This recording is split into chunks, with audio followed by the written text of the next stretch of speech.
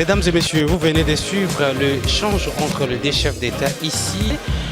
Du lancement des programmes des systèmes de passation des marchés.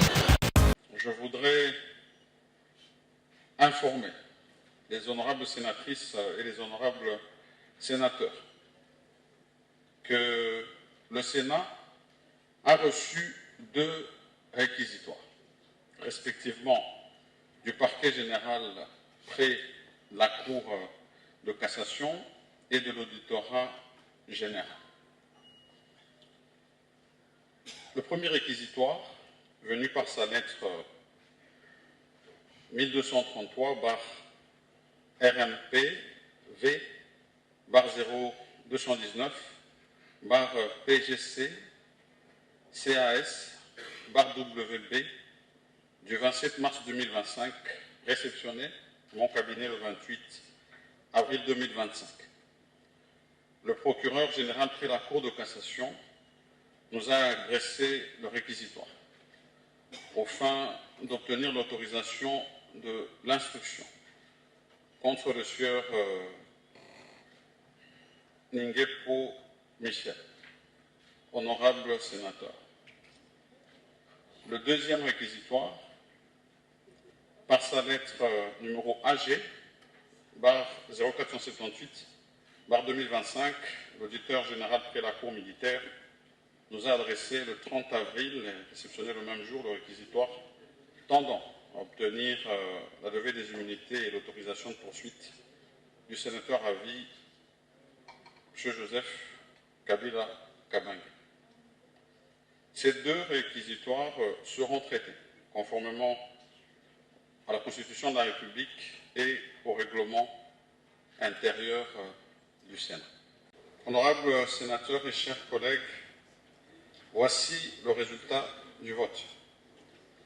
Sur 109 membres qui composent le Sénat, 75 membres ont pris part au vote, 73 membres ont voté oui, aucun n'a voté non, 2 membres ont voté abstention. En conséquence, le Sénat vote le projet de loi portant autorisation de la prorogation de l'état de siège sur une partie du territoire de la République démocratique du Congo. Ce projet de loi sera transmis à son Excellence, Monsieur le Président de la République, pour promulgation. Je vous remercie. Il n'y a pas d'impression, c'est un dossier, j'ai entendu parler des 2. Oui, il y a l'Ingepo, la Cour des cassation poursuit l'Ingepo. Voilà, donc nous attendons de voir les documents et ce qui est repris dans ces réquisitoires, justement pour pouvoir nous prononcer. À tort ou à raison? Écoutez, attendez d'abord qu'on puisse examiner les documents. Messieurs, je dois rappeler une chose et je sais que le chef de l'État est très regardant là-dessus. C'est que nous sommes partis d'une justement mauvaise répartition justement des responsabilités sur la gestion ou la co-gestion de ressources congolaises en 2004 qui nous avait été imposée par la communauté internationale pour dire que pour amener la paix, il fallait justement partager, en anglais share, partager les richesses du Congo. Aujourd'hui, ça nous a emmené là où on est. Et donc, nous entendons de plus en plus le Rwanda parler de ça, parce qu'aujourd'hui, le Rwanda est signataire de cet accord de principe. Ce n'est pas l'AFC, donc cela prouve bien que le problème vient de là.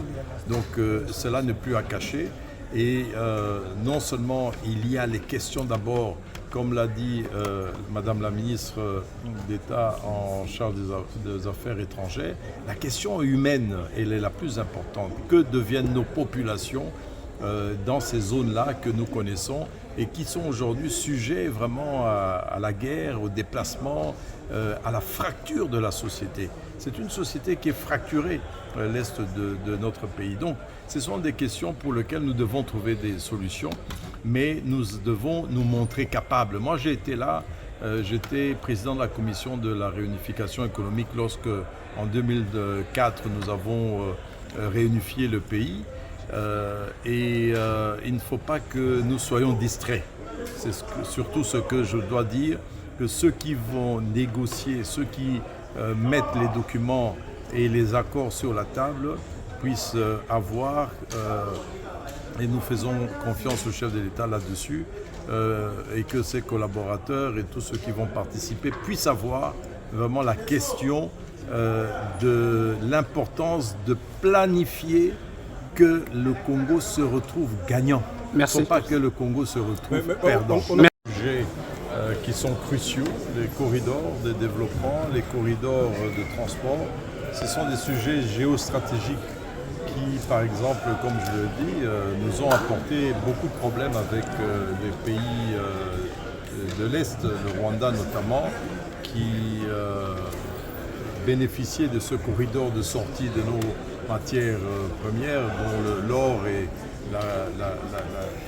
le coltan et la cassitérite, et qui aujourd'hui, n'étant pas satisfait, nous a finalement fait la guerre. Donc les questions de corridor sont stratégiques, c'est ce que le chef de l'État, et nous le remercions pour sa sollicitude d'avoir fait ces déplacements de Lubumbashi pour marquer son intérêt et sa volonté que le Congo puisse s'ouvrir, comme il a dit. Et comme tous les autres panélistes l'ont dit, le Congo doit s'ouvrir avec des voies ferroviaires pour amener vers des corridors. Il ne faudra pas un seul corridor, il faut plusieurs corridors. Et quand vous voyez, même l'essence du Congo est née parce que c'était un vaste étendue au milieu de l'Afrique qui devrait être connecté avec tous les autres pays pour que les hommes et les biens puissent se déplacer. Vous comprenez toute l'importance de ce thème que nous avons eu à relever de façon anticipative et qui aujourd'hui devront trouver des solutions rapides parce que nous sommes gravement en retard sur le transport, les voies de communication, que ce soit dans nos villes ou alors pour relier les villes et les territoires et pour relier aussi vers d'autres pays. Donc voilà, c'est une question qui va continuer à être poursuivie avec les petits groupes de travail d'Expo Béton. Pour vous informer de l'essentiel de l'actualité en République démocratique du Congo, il vous suffit de vous abonner sur Top 243 News TV, également nous lire sur www.top243news.com. Au nom de toute la rédaction, nous vous remercions.